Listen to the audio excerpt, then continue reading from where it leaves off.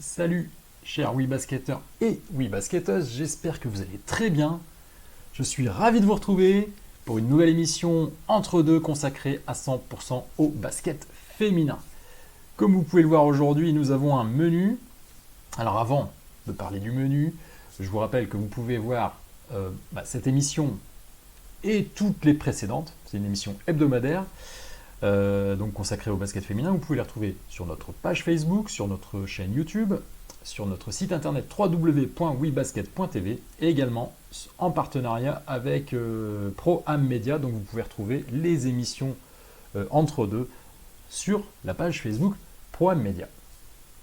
Au menu, WNBA, c'était la fin de la saison régulière hier. Donc c'est bon, on peut faire un petit bilan.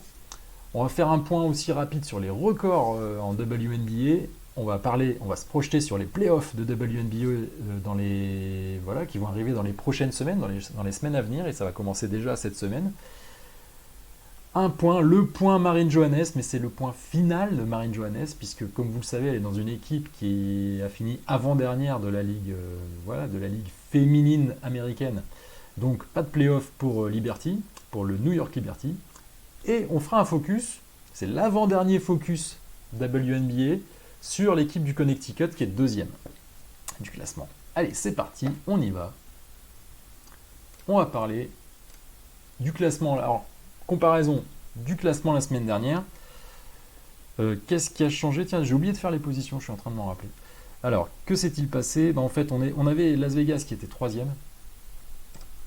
Las Vegas qui était troisième et Los Angeles qui était quatrième. Les matchs de la semaine, Washington a gagné 3 fois, Los Angeles a gagné 3 fois. Et donc vous verrez, Los Angeles a repris la place de Las Vegas. Alors rapidement, Washington avait gagné à New York, Seattle avait gagné à Phoenix, Atlanta avait perdu à Los Angeles. Ensuite, mercredi, Dallas a perdu à Connecticut. Las Vegas a perdu à Atlanta, Seattle a perdu à Los Angeles, Dallas a perdu à Washington, Indiana est allé gagner à New York, Chicago est allé gagner à Connecticut. Ça, c'était une belle performance. Chicago qui était classé 5e, c'est ça. Chicago, classé 5e, est allé gagner chez le deuxième Connecticut. Minnesota est allé gagner à Phoenix et ça comptait, c'était un match qui comptait pour la 6e place, pour conforter leur 6e place. Dimanche, New York est allé gagner à Atlanta. Atlanta le dernier, donc New York a gagné chez l'avant-dernier. New York avant-dernier a gagné chez le dernier. Connecticut a perdu face à Indiana. Même chose, c'est une surprise. Enfin, c'était dans la salle d'Indiana, mais Indiana qui est, pas tout à fait antépénultième ni avant-dernier, mais quatrième en partant de la fin, on va dire. Et donc qui a battu Connecticut. Washington a battu Chicago. Là, c'était un choc de haut de tableau. Là où Chicago avait réussi à battre Connecticut, ils n'ont pas réussi à se défaire de Washington. Seattle est allé gagner à Dallas. Las Vegas est allé gagner à Phoenix. Et Minnesota a perdu à Los Angeles. Ce qui nous donne un classement où j'ai mis... Et alors, c'est incroyable. Oui, c'est ça. En fait, c'est exactement la même chose que la semaine dernière. La semaine dernière, Las Vegas avait pris la 3e place à Los Angeles, mais finalement, Los Angeles a repris la 3e place à Las Vegas. Et la semaine dernière, Seattle avait perdu sa 6e place au profit de Minnesota. Et là, elles ont repris la 6e place de Minnesota. Sinon, tout le reste du classement est resté le même. J'ai oublié d'activer ma petite rivière colorée. On va faire ça maintenant. On était sur WNBA, la fin de la saison régulière. Donc on a le classement définitif. Washington premier, Connecticut second, Los Angeles Sparks 3e, Las Vegas Aces 4e, Chicago Sky 5e, Seattle Storm 6e, Minnesota Lynx 7e, Phoenix Mercury 8e. Ne participeront pas aux playoffs Indiana Fever, Dallas Wings, New York Liberty et Atlanta Dream. Donc vous voyez, vous avez quand même 3 équipes à moins d'un tiers de victoire, c'est Dallas Wings, New York Liberty et Atlanta Dream. On a Washington qui a 3/4 de pourcentage, hein, voilà, plus de 75%, même 76,5%. 76,5% de victoire. C'est une très très grosse performance. Et puis on a le Connecticut qui a gagné grosso modo 2 matchs sur 3. Et puis voilà, on a des équipes qui sont autour de 50% de victoire. Et on a une équipe qui a moins de 50% de victoire qui est Phoenix, mais qui va quand même aller en playoff. Petit point sur les distinctions, les records individuels qui sont tombés donc dans cette saison. On va passer au record de WNBA. C'est la section suivante. D'abord au niveau rookie. Au niveau rookie, là on a les points qui ont été marqués lors d'une saison dans l'histoire de la WNBA par une rookie. Et on a Arike Ogunbowale qui inscrit son nom au palmarès en tant que 3e meilleure marqueuse en tant que rookie dans la WNBA, derrière Simon Augustus, AJ Wilson. Alors AJ Wilson c'était l'an dernier. Cappie Pondexter, Breanna Stewart, Candace Parker, Tamika Catchings, Diana Taurasi, Odyssey Sims et Yolanda Griffith. Autre record.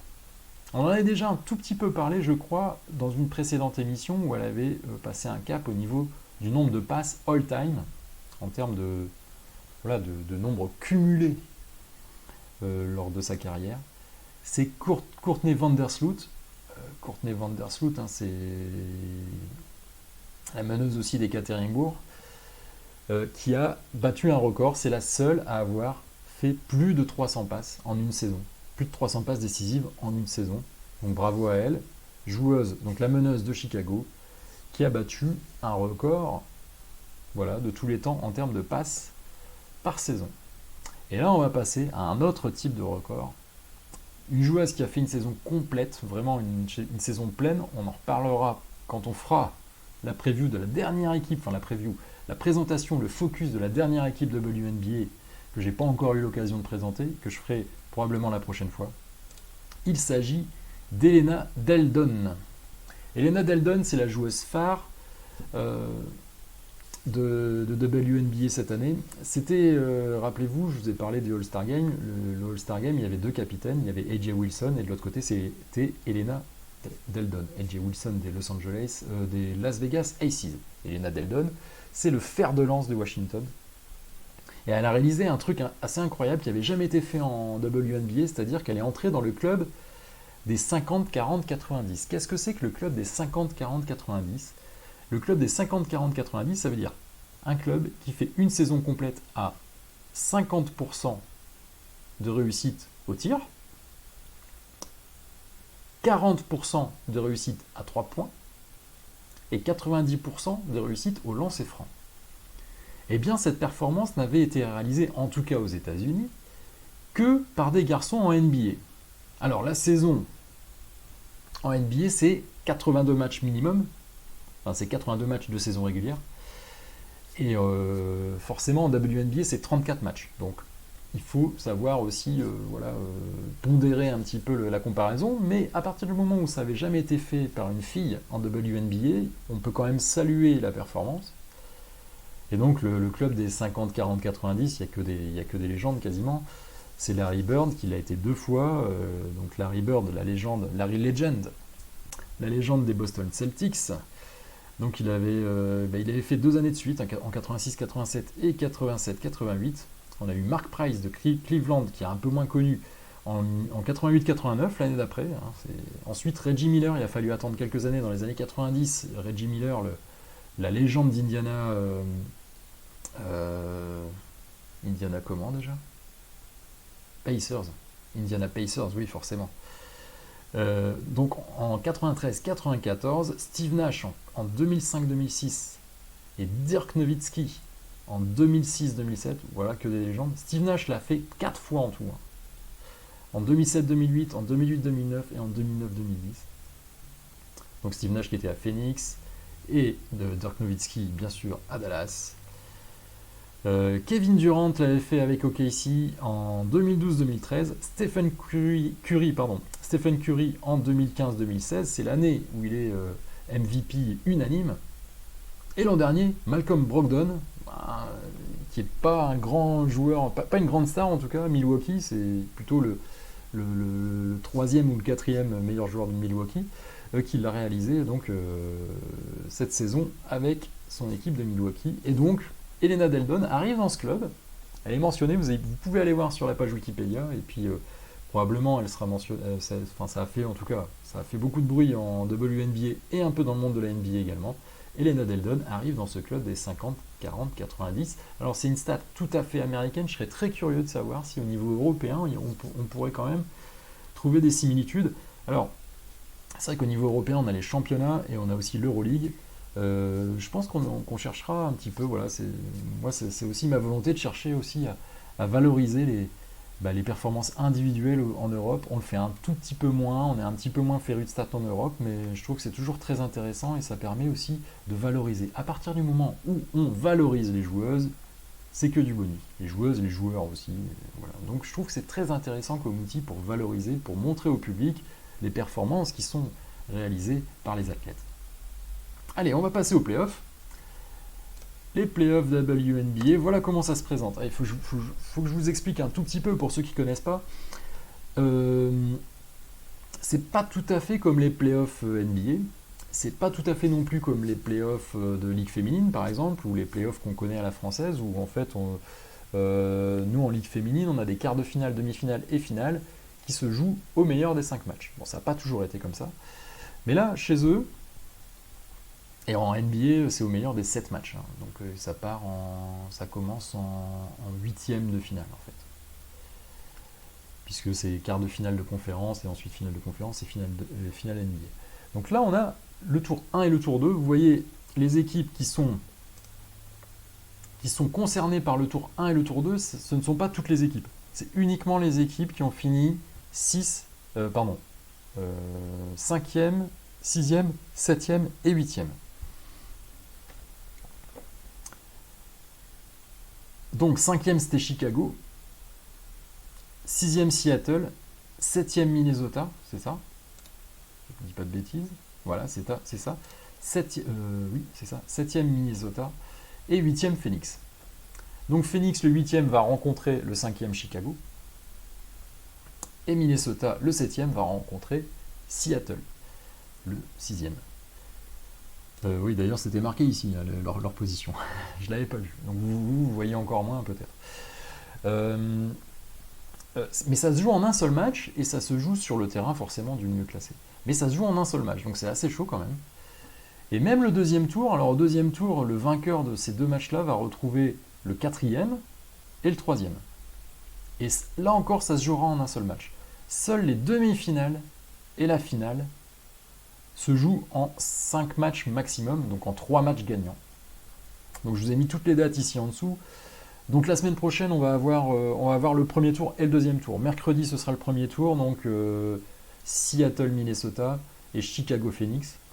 Et dimanche, ce sera le deuxième tour. Le vainqueur de Seattle-Minnesota face à Las Vegas et le vainqueur de Chicago-Phoenix ira à Los Angeles. Et ensuite, le vainqueur de ces deux confrontations-là se coltinera Washington et Connecticut. D'où l'intérêt vraiment d'être dans les deux premiers.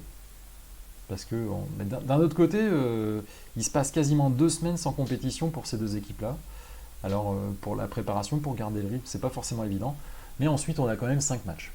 On a quand même jusqu'à 5 matchs pour battre l'équipe adverse. Et bien entendu, comme c'est des matchs impairs, on a l'avantage du terrain. On a forcément un match supplémentaire à domicile. Donc vous voyez, fin septembre, sur les 2 dernières semaines de septembre, nous aurons les demi-finales, avec le 29 septembre aussi le premier match de la finale. Et ensuite, ce sera donc du 29 au 10 octobre maximum que nous aurons les finales. Voici un petit peu le tableau. Dites-moi, que pensez-vous? Est-ce que vous pouvez... Hop, je vais repasser en gros plan. Tac. Est-ce que vous pouvez me donner un petit pronostic? Alors on va pronostiquer juste les deux confrontations.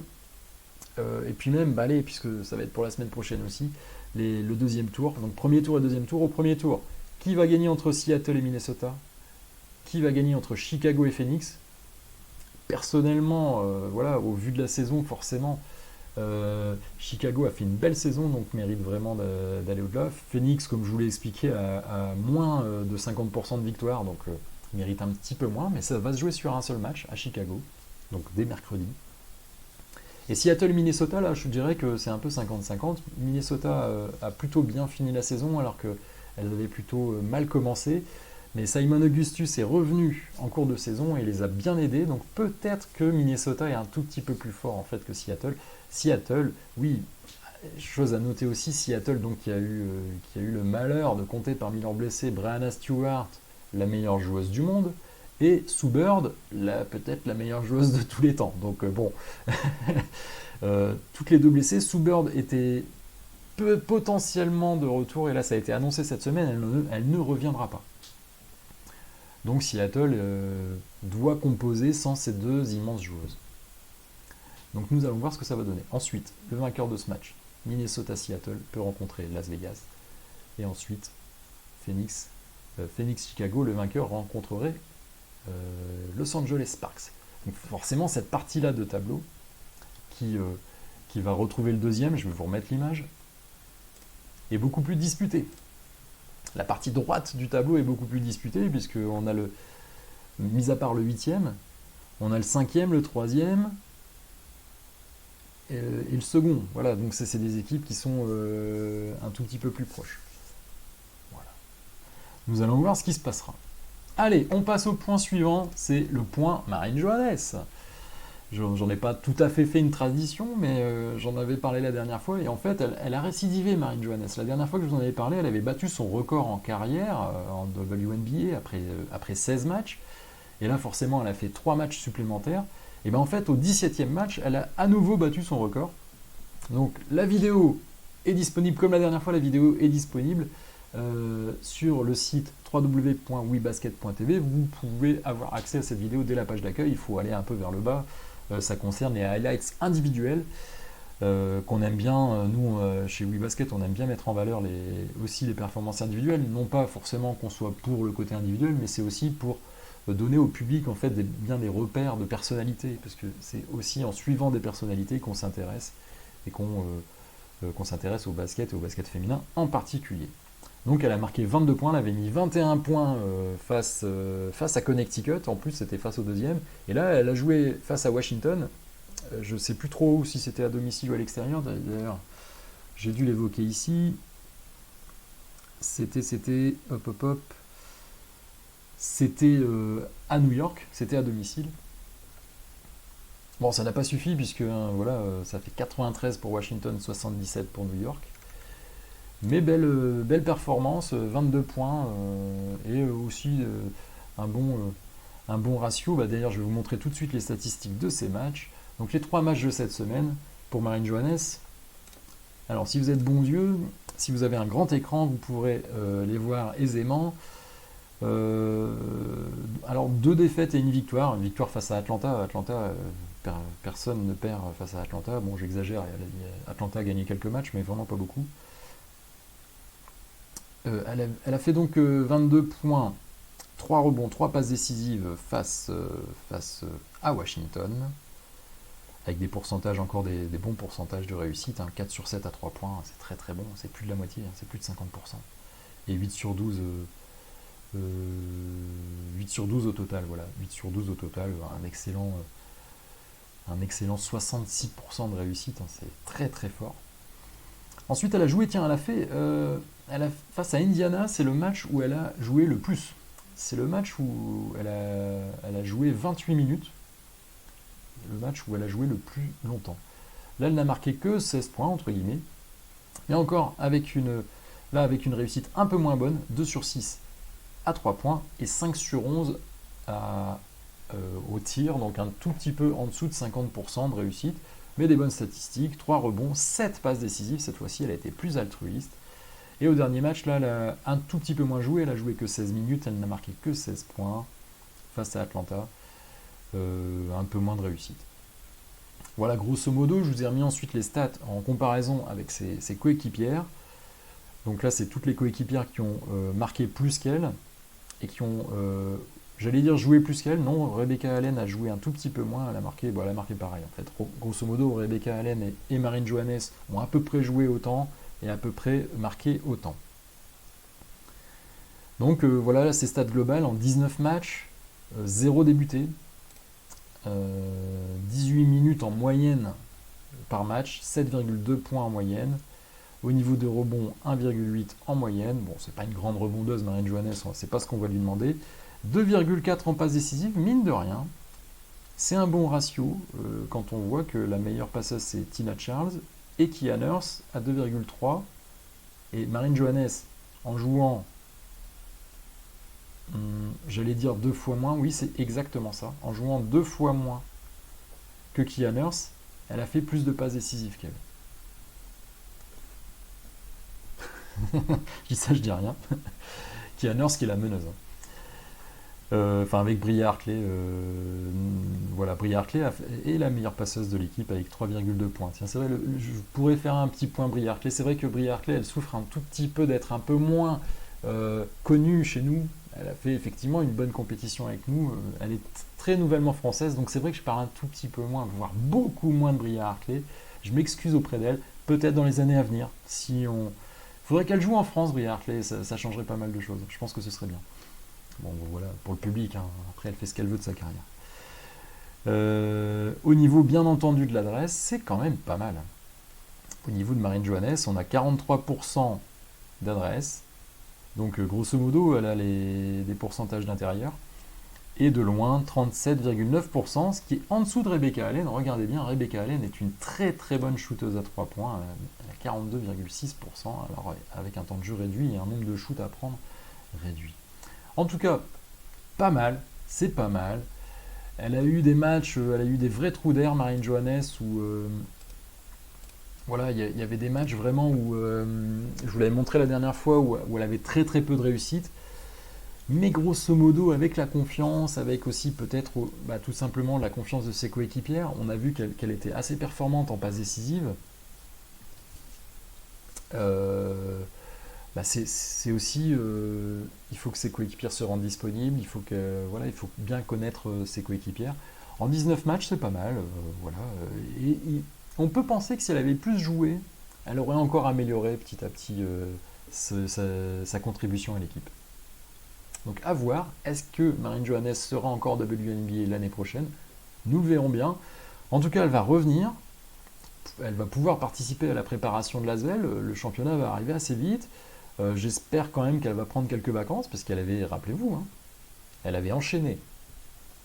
Donc la fin de saison avec Bourges, tout de suite en stage avec l'équipe de France, je sais pas, il y a peut-être eu une semaine, quelques jours de battement entre la fin de saison régulière, entre la fin des playoffs. Bon, Bourges, heureusement, a été éliminé en demi-finale, donc ça lui a peut-être donné un peu plus de temps pour vous récupérer. Mais ensuite, préparation avec l'équipe de France, on va à l'Euro tout de suite, et tout de suite après, on retourne en WNBA. Enfin, on va en WNBA. Donc là, elle doit enchaîner avec la préparation, là, le début de saison là, pour la Ligue féminine. Hein, les équipes ont recommencé plus tôt la semaine dernière. Va-t-elle avoir quelques jours, une semaine de congé? En tout cas, je lui souhaite, j'espère qu'à l'Asvel, on a pensé à ça, et un petit peu partout en Europe. Parce que rappelez-vous quand même de Breanna Stewart qui avait fait une immense saison, presque une immense saison et demie, et qui s'est pété en finale d'Euroleague. Attention à ces calendriers complètement démentiels où on joue complètement, quasiment toute une saison. Et je parle même pas des filles qui jouent en 3-3. J'espère que tout ça est bien géré. Allez, on fait confiance aux gens. On va aborder un dernier point, qui est le focus. Le un peu traditionnel focus sur une franchise WNBA. Là, du coup, je l'ai un peu plus détaillé, comme il n'y avait qu'une seule équipe. Enfin, bon, c'est plutôt l'inverse. Comme j'ai détaillé, j'ai pris beaucoup de temps et au lieu de faire 2 équipes, j'ai préféré me concentrer sur une seule équipe. J'ai un peu plus détaillé l'histoire. L'année prochaine, je ferai mieux. Pour les autres franchises, là, les 2 dernières franchises vont bénéficier d'un niveau de détail beaucoup plus important. Et en plus, Connecticut, c'est une franchise, sincèrement, contrairement à toutes les autres, c'est des grandes villes qu'on connaît en fait. Voilà, si on prend toutes les autres franchises, Washington, bien entendu, c'est la capitale. Los Angeles, c'est la deuxième ville des États-Unis. Las Vegas, c'est hyper connu. Chicago, bien entendu. Seattle, bon voilà, c'est aussi l'affiliation avec les grandes franchises NBA, donc forcément on connaît. Minnesota, bon voilà, on connaît un peu moins Minnesota, mais on connaît la franchise NBA des Minnesota Timberwolves. Phoenix, même chose. Indiana, même chose. Dallas, c'est une très grande ville. New York, j'en parle même pas. Et Atlanta, c'est très connu également. Et alors, Connecticut, eh ben, je vais vous faire un petit peu, voilà, un petit cours, j'allais dire, un petit cours d'histoire ou de géographie. C'est plutôt de la géographie pour vous parler de Connecticut. Alors, le Sun du Connecticut, d'ailleurs au départ, c'était le Miracle d'Orlando. Orlando Miracle. C'était donc affilié au Magic d'Orlando, donc de 99 à 2002. Et puis il y a eu un déménagement en 2003 à Uncasville, ou Uncasville, je ne sais pas comment on dit, ça fait 20 000 habitants, c'est une petite ville, hein, Uncasville. Mais c'est un rapprochement en fait géographique, en tout cas, il n'y a pas forcément d'affiliation, avec les Yukon Huskies. Et Yukon Huskies, c'est tout simplement la meilleure équipe universitaire de basket féminin ces dernières années. 11 fois champion NCAA depuis 95, donc ça fait voilà, un peu plus de 20 ans. En un peu plus de 20 ans, 11 fois, donc en 24 ans. En 24 ans, 11 fois champion NCAA, donc quasiment une année sur deux. L'État du Connecticut, donc c'est situé entre New York et Boston, à peu près à égale distance. Hein, c'est un peu plus de 2 heures de New York et un peu moins de 2 heures de Boston. C'est là où il y a les tout petits États de rien du tout. Donc ça fait 3,5 millions d'habitants quand même. Et ça fait plus de 14 000 km². C'est plus petit que le Limousin et c'est plus grand que la Franche-Comté. Donc ça, c'est les anciennes régions. Si vous habitez dans le Limousin ou la Franche-Comté, vous saurez. Enfin, c'est plus grand que le Nord-Pas-de-Calais, par exemple. C'est légèrement plus grand, mais c'est un tout petit peu plus petit que ces anciennes régions-là.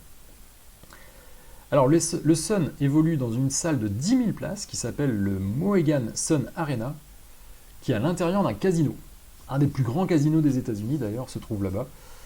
Et donc 10 000 places, et sur les deux derniers matchs, il y a eu entre 6 000, enfin 6 300 pour l'avant-dernier match, c'était face... l'avant-dernier match à domicile, c'était face à qui? Je les ai ici. Hop, hop, hop. Connecticut, c'était face à Dallas, donc forcément, c'était pas une très très bonne équipe. Il y avait 6 300 spectateurs. Mais par contre, pour la réception de Chicago, qui était une bien meilleure équipe, là, il y avait 8 000 spectateurs, donc c'est quand même pas mal. Hein. C'est quand même pas mal, 8 000 spectateurs, voilà, ça donnerait envie à bien des équipes. Ah oui, j'ai oublié de signaler, cette franchise a la particularité d'appartenir à à une communauté d'Amérindiens. Ce club appartient à des Amérindiens. Voilà, c'est unique. C'est unique aux États-Unis.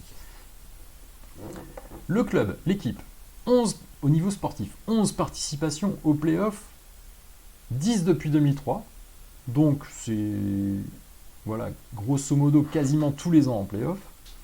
2 finales WNBA perdues en 2004 et 2005. Quid de cette année? A priori, si tout est logique, elle devrait également perdre en finale cette année face à Washington. Mais nous verrons bien ce qui va se passer.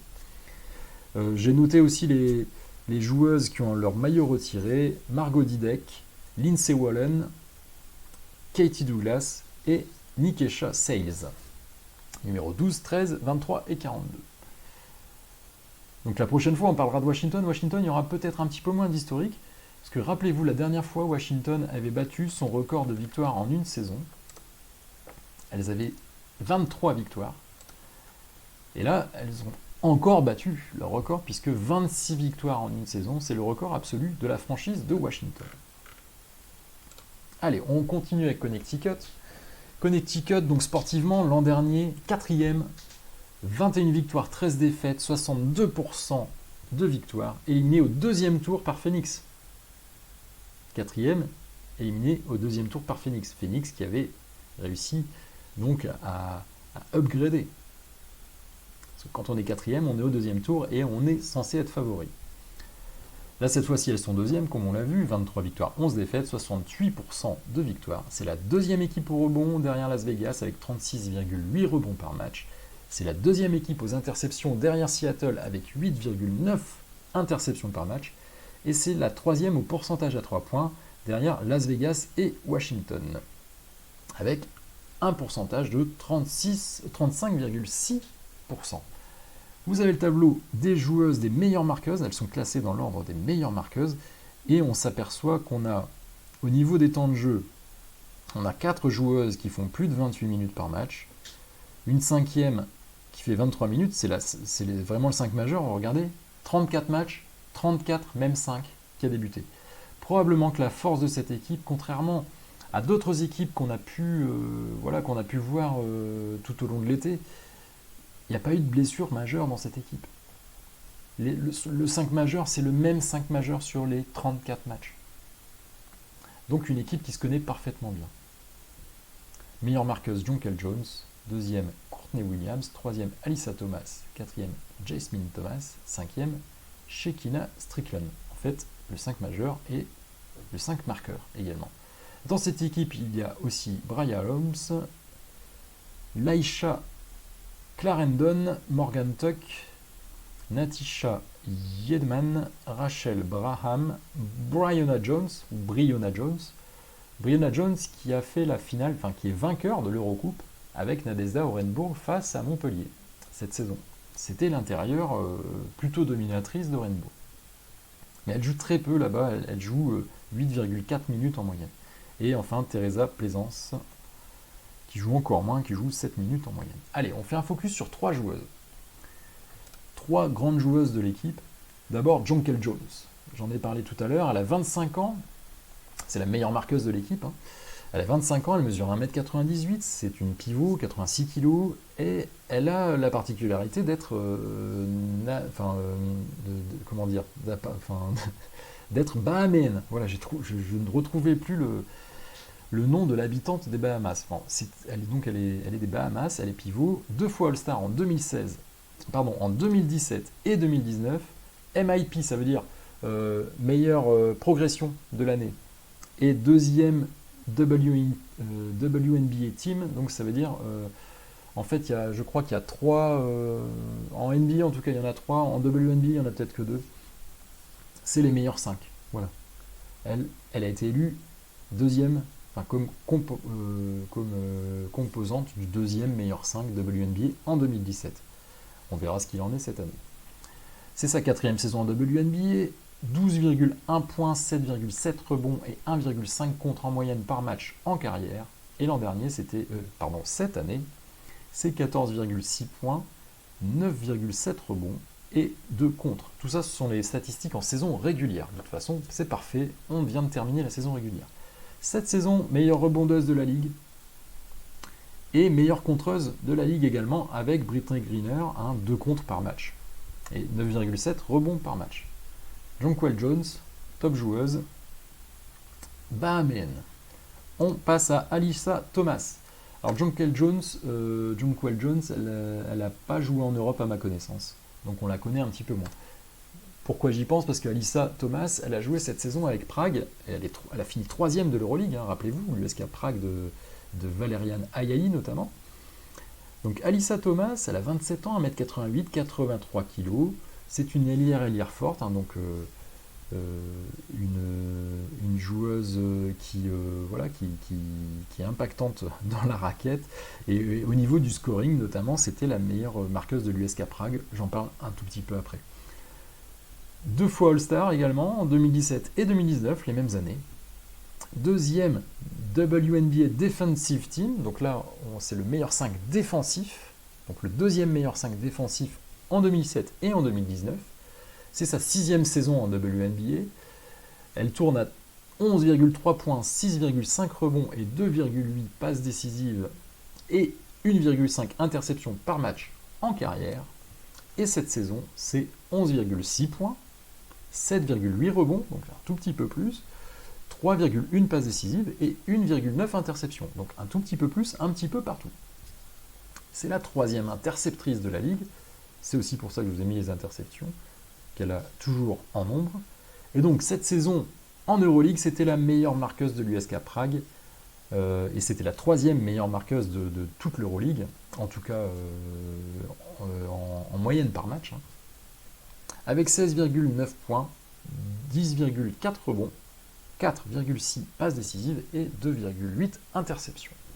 La 3e joueuse dont je vais vous parler, c'est une autre Thomas, elle s'appelle Jasmine. Elle aussi, elle joue en Europe. Vous voyez, là, elle est sous le maillot de Polkovice face à Bourges. Ah oui, j'ai oublié de préciser, ici, Alyssa Thomas était sous le maillot de l'USK Prague face à Villeneuve d'Ascq.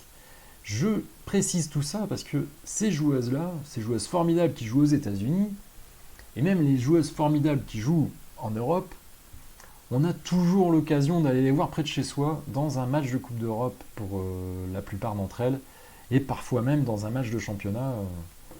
Et il faut savoir savourer sa chance et aller se rendre sur ces matchs-là pour découvrir ces superbes joueuses. Jasmine Thomas, 29 ans, 1m75, 68 kg, c'est un plus petit gabarit, un plus petit format, c'est une arrière, elle est américaine, tout comme Alyssa Thomas, j'ai oublié de le préciser, mais c'était écrit. All-Star en 2017, elle aussi. Donc en 2017, l'équipe envoie 3 filles en All-Star. 2e WNBA Defensive Team, donc à nouveau, elle aussi, mais par contre c'est en 2016, elle prend la place de ses coéquipières en 2016, de sa coéquipière Alyssa Thomas, dans le 2e meilleur 5 défensif. C'est sa 9e saison en WNBA, avec 9,5 points de moyenne, 3,6 passes décisives de moyenne en carrière. Cette saison, c'est un peu plus de points, c'est 11,1 points, à 37% à 3 points, c'est une bonne shooteuse à 3 points, et 5,1 passes décisives. Ne serait-elle pas la meilleure passeuse de l'équipe? Si, c'est la meilleure passeuse de l'équipe, Jasmine Thomas. Et cette saison avec Polkovice, donc Polkovice qui a fait, me semble-t-il, les quarts de finale de l'Euroleague, je crois que Polkovice a fini 4e de son groupe, donc c'était le groupe de Bourges et de Villeneuve d'Ascq et de Prague aussi, hein, c'était ce groupe-là. Donc là on voit l'image avec Kristina Ouvinia, la meneuse arrière de Bourges, qui a quitté Bourges malheureusement. Et donc avec Polkovice, Jasmine Thomas, c'est 11,3 points, 3,9 rebonds et 3,4 passes par match en Euroleague. Et voilà, c'est fini pour Connecticut. C'est fini pour cet épisode d'entre-deux.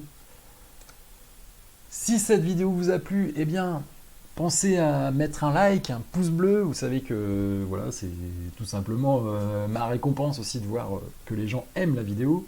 Bon, en tout cas, c'est le meilleur moyen de me montrer que cette vidéo ou que ce type de vidéo vous plaise. Pour voir toutes les autres vidéos et nos autres publications, et tout simplement abonnez-vous, activez les notifications ou cliquez sur voir en premier sur Facebook. Téléchargez la vidéo Joue-la comme Proust. Je vous invite toujours, pour ceux qui n'ont pas vu, à télécharger cette vidéo où j'ai interviewé 5 joueuses de Ligue féminine de basket, donc sur des questions du questionnaire de Proust.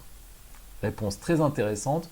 Je vous mets le lien, hein. Comme d'habitude, vous pouvez télécharger la vidéo, vous la recevrez directement dans votre email.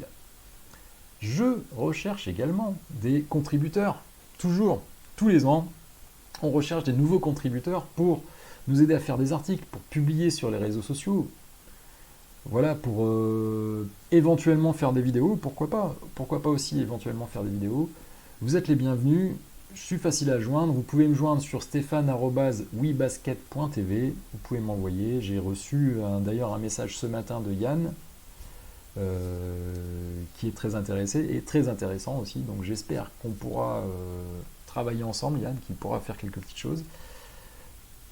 Et puis écoutez, restez à l'écoute, on va encore faire des choses, là c'est bientôt le début de la nouvelle saison de Ligue féminine, donc il va se passer pas mal de choses. On essaie aussi d'être présent de plus en plus chez les garçons. Vous n'êtes pas sans savoir que les Français ont perdu face à l'Australie, ce qui fait que dans cette Coupe du Monde de basket masculine, ils vont se retrouver dans la partie haute du tableau avec juste les États-Unis et la Serbie. Et ils vont commencer juste déjà par rencontrer les États-Unis en quart de finale. En tout cas, ça nous fera un superbe match. Si je dis pas de bêtises, ça devrait être, nous sommes lundi, ce sera probablement soit mercredi, soit jeudi, le match face aux États-Unis. Je pense que ce sera mercredi. Donc voilà, il me reste à vous souhaiter une excellente fin de journée. Je vous dis à très bientôt et vive le basket féminin. Ciao ciao.